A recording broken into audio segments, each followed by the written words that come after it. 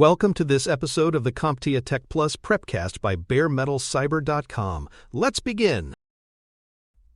Networking is the practice of connecting devices so they can communicate and share data. It enables file transfers, internet access, and resource sharing between computers, servers, and other systems. The CompTIA Tech Plus certification includes key networking concepts such as Internet Protocol Addressing, Media Access Control Addressing, and communication protocols. Understanding these fundamentals supports roles in support, security, and system administration. This episode begins with addressing, ports, and the basic flow of data across networks. Internet Protocol Addressing is the system used to uniquely identify devices on a network. Version 4 addresses use 4 octets in decimal form, such as 192.168.1.1. Version 6 addresses use 128 bits in hexadecimal notation, allowing far more combinations. Addresses can be manually assigned, called static, or assigned automatically by a dynamic host configuration protocol server. Every device must have a unique address to communicate without conflicts.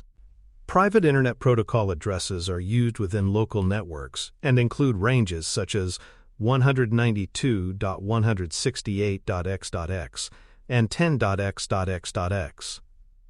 Public Internet Protocol addresses are routable on the Internet and are assigned by Internet service providers. Routers convert private addresses to public ones using network address translation.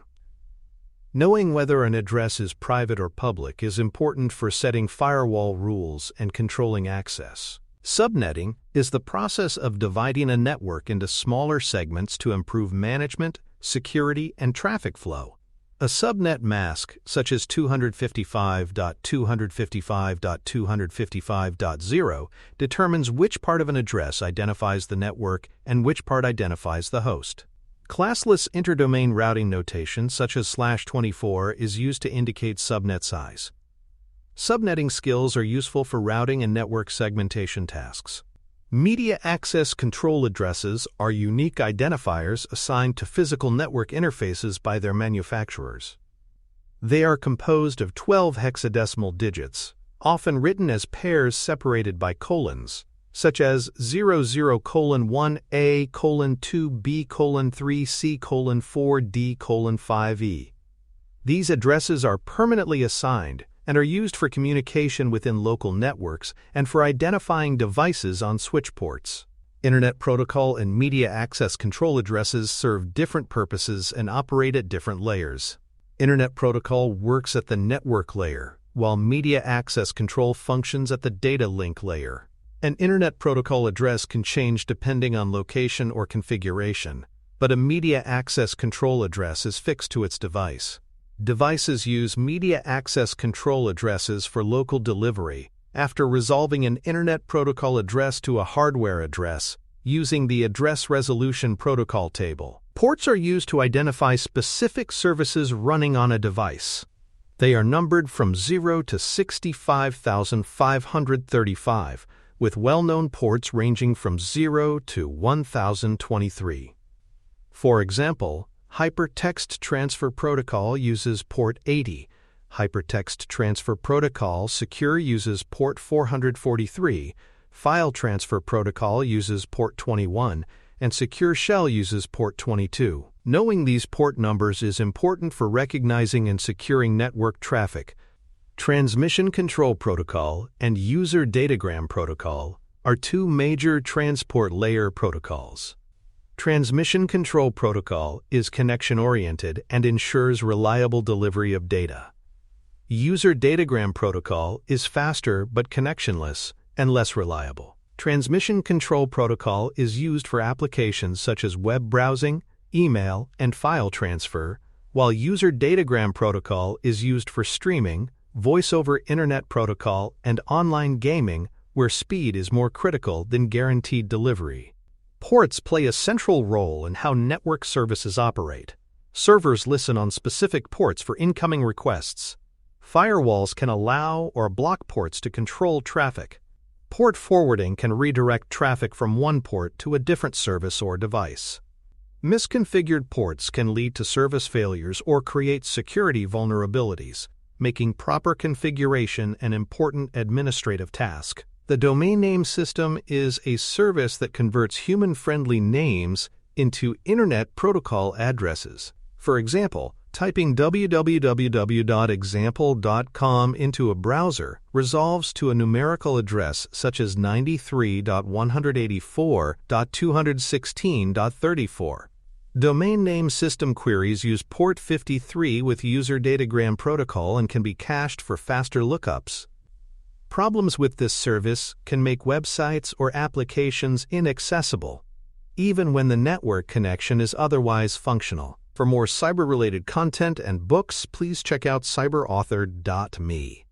Also, there are other prepcasts on cybersecurity and more at baremetalcyber.com. Dynamic Host Configuration Protocol is a network service that automatically assigns Internet Protocol addresses to devices when they connect.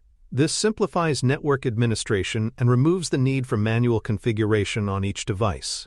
It operates over user datagram protocol using ports 67 and 68.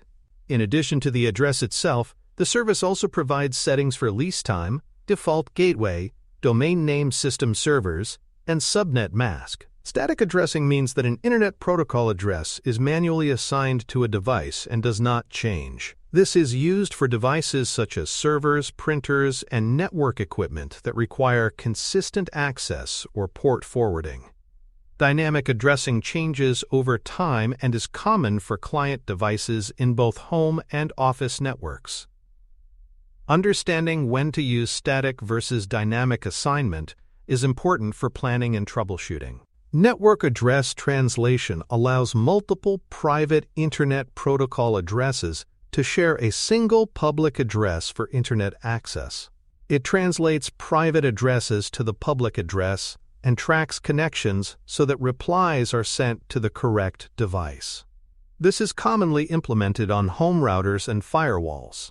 While it improves security and conserves public addresses, it can introduce complications for applications such as Voice over Internet Protocol or certain online games. Common network services use specific protocols and ports. Web services typically use Hypertext Transfer Protocol or Hypertext Transfer Protocol Secure. File transfers may use File Transfer Protocol or Server Message Block. Email relies on Simple Mail Transfer Protocol, Post Office Protocol version 3, or Internet Message Access Protocol. Remote management tools include Secure Shell, Telnet, and Remote Desktop Protocol. Each service has a default port and protocol that must be allowed on the network for proper operation. Local area networks connect devices within a limited physical space, such as a home, office, or lab. They typically use Ethernet cabling, switches, and wireless access points. These networks offer high speed and low latency for internal communication and resource sharing. Local area networks form the foundation of most private business and residential networks. Wide area networks connect devices or multiple networks across large geographic areas. The Internet is the largest public wide area network. These connections can use leased lines, virtual private networks, or dedicated fiber links to connect remote sites. Understanding wide area network concepts is important for diagnosing issues that span multiple locations. The client-server model is a network design where client devices request services from centralized servers. This is common for web applications, email systems, and databases. Centralized management makes updates and maintenance easier. Clients must be properly configured to find and authenticate with the server in order to access services. In a peer-to-peer model, devices share resources directly without a central server. This can be used in small networks or for file-sharing applications. Peer-to-peer is generally easier to set up, but can be more difficult to secure and manage at scale. The Tech Plus exam may include questions comparing client-server and peer-to-peer models in different scenarios. Several tools are essential for network troubleshooting. Ping checks connectivity and measures latency to a remote device. Traceroute shows the path that packets take through the network and where delays occur. The ipconfig, or ifconfig command, displays local network configuration details, including address, subnet, and gateway. The NSLOOKUP or DIG command can verify domain name system resolution. For the exam, you may encounter scenarios that require identifying the correct protocol, port, or type of address for a given problem. This can include diagnosing an address conflict, determining the cause of a domain name system failure, or recognizing an incorrect subnet mask. Understanding the flow of communication from source to destination is essential for accurate troubleshooting and high-scoring performance. Key glossary terms for review include Internet Protocol Address, Media Access Control Address, Subnet, Network Address Translation, Dynamic Host Configuration Protocol, Domain Name System, Transmission Control Protocol, User Datagram Protocol, Port, Local Area Network, and Wide Area Network. Grouping these terms by their place in the network model can deepen understanding. Flashcards and mapping exercises that connect these terms to real network diagrams will reinforce learning. In real-world environments, IT support professionals troubleshoot address conflicts, resolve domain name system issues, and restore services that have been interrupted by port or protocol problems. System administrators configure port forwarding, dynamic host configuration protocol scopes, and static address reservations. Help desk staff often walk users through diagnosing internet connectivity issues and configuring email. These networking basics are core skills across all areas of information technology. This concludes our coverage of networking fundamentals for addressing, ports, and communication. In the next episode, we will examine network services such as file transfer, email, and secure browsing. You will learn how service ports and protocols enable devices to communicate both within a local area network and across the Internet. Thanks for listening. Please visit baremetalcyber.com for more cybersecurity information and education, including a new children's series. For more information on books and more, follow us at cyberauthor.me.